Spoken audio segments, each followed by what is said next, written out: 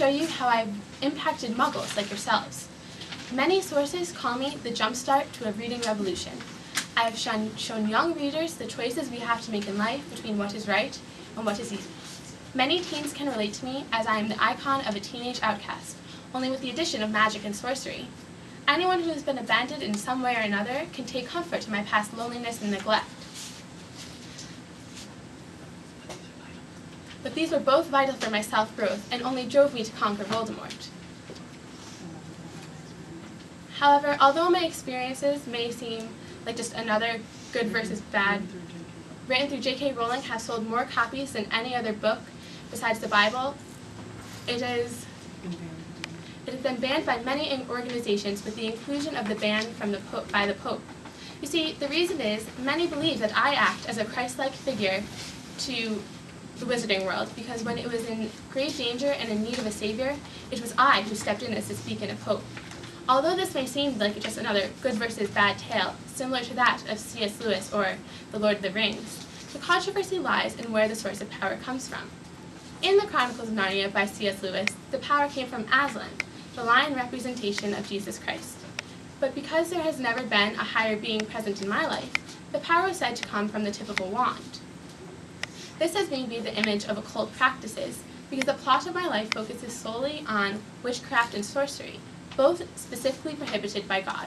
However, I know for a fact that this is not true, because the power within me came from the love of my mother, which can only be determined through divine intervention. Although my life may seem like it may not share the generic Christian viewpoint, it does in fact have many parallels to God in the Bible. The fact that I lived in Great Britain also angers many people, because it brought religion to it brought Harry Potter to a real-life place, as opposed to an entire separate universe. But what do these people expect? An entire Harry Potter universe in its own? So now I was the image of magical realism.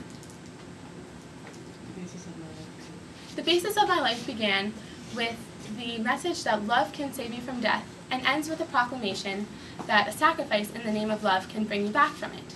I went through something similar to a resurrection the night that I was killed by Lord Voldemort, where I went to a heaven-like place.